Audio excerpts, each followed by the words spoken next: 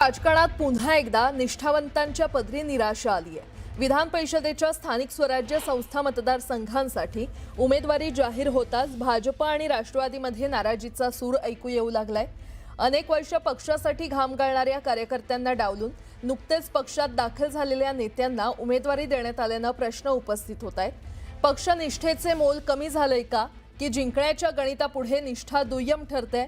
भाजपनं 11 पैकी 4 मतदारसंघांमध्ये आयारामांना थेट विधान परिषदेचं दार खुलं केलं, तर राष्ट्रवादीने देखील पुण्यात एका रात्रीत पक्षात प्रवेश केलेल्या विक्रम काकडेंना तिकीट दिलं आणि त्यामुळे निष्ठावंतांनी पक्षाला घरचा आहेर दिलाय।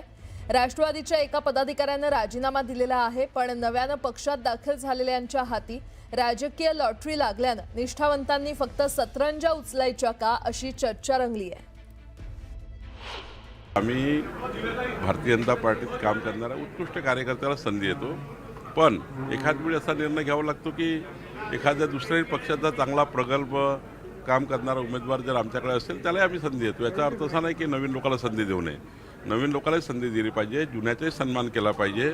पक्ष चालवताना दोन्ही चाकं योग्य पद्धतीने चालले पाहिजे। असं आहे की घराणेशाही वगैरे म्हणण्यापेक्षा काही नेते असे आहेत की त्यांना फक्त आणि फक्त स्वतः करता पक्ष लागतो, पण स्वतःच्या पलीकडे पक्ष वाढवण्याकरता काही नेते किती काम करतात याचा जर संशोधन केलं तर हे उत्तम उदाहरण ठरू शकतं।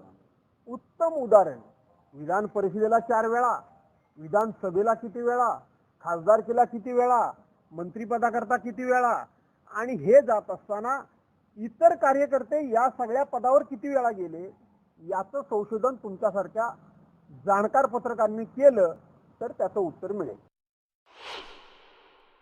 ते तर अर्धे काँग्रेसमध्ये आहेत। आता मी सगळ्या काँग्रेसवाल्यांना सांगतो, चला पूर्णच भाजपमध्ये जाऊ आणि भाजपमधून पूर्ण घेऊन आपण वापस येऊ, म्हणजे हे भाजपमुक्त महाराष्ट्र देश होऊन जाईल, अशी परिस्थिती आता निर्माण झालेली आहे। जे काही जाते आहेत आता अर्ध्यापेक्षा जास्त मुख्यमंत्री तर हे काँग्रेसमधूनच गेलेले आहेत।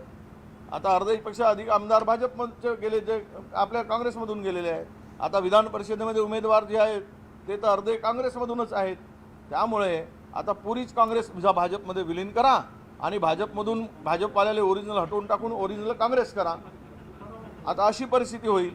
आता काय आहे, सत्तेसाठी वाटेल ते, केवळ काँग्रेस मुक्त भारत, काँग्रेस मुक्त भारत। आता भाजप काँग्रेस युक्त भाजप होत चालली आहे।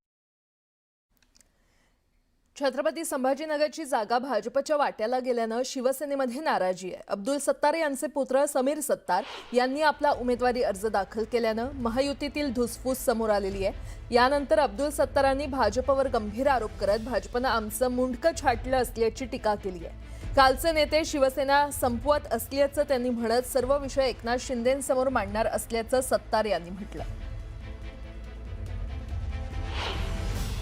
आपण जे 2.5 वर्ष ज्या पक्षाला सोडून आपण एक पक्षासाठी भारतीय जनता पार्टी आमचा जो जुना मित्र पक्ष आहे याच्यासाठी आम्ही आमच्या पक्षाच्या नेत्याला सोडून इकडे आलो आणि परत अशी परिस्थिती निर्माण होईल।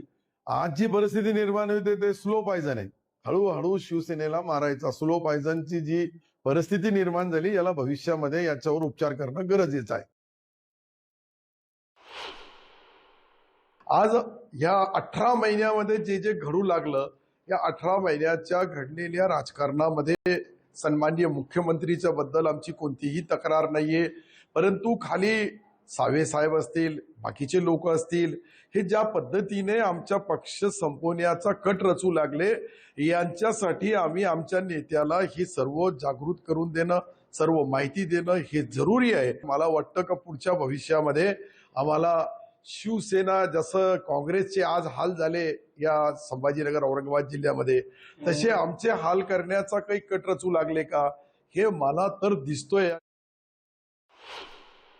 शिवसेनेचे आमदार आहेत, त्यांचा मुलगाही शिवसेनेतून जिल्हा परिषदचा सदस्य आहे आणि आज त्यांनी जर फॉर्म भरला म्हणजे ते आपले नेते जे आहेत म्हणजे त्यांच्या पक्षाचे नेते आदरणीय एकनाथ शिंदे साहेबांचा अपमान करतात। एकनाथ शिंदे साहेबांचं त्यांनी ऐकायला पाहिजे, त्यांचे नेते आहेत, त्यांचं काही घराणं असेल तर त्यांनी त्यांच्याजवळ जाऊन सांगितलं पाहिजे, पण एकनाथ शिंदेच्या आदेशाला डावलून जर ते काही करत असतील तर हे अतिशय दुर्दैवी गोष्ट आहे.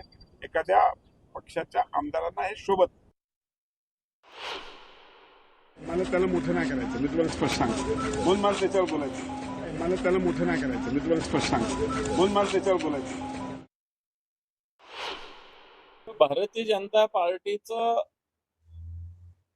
टार्गेट असते की शिवसेनाच संपली पाहिजे, कारण शिवसेनाच त्यांना दुश्मन वाटते, विरोधक नाही दुश्मन वाटते शिवसेनाच भारतीय जनता पार्टीला. हे प्रूव्ह होत आहे. आणि मला असं वाटतं जे कोणी गद्दारी केली त्यांच्या लक्षात येत नाही, आता हळूहळू लक्षात येत असेल.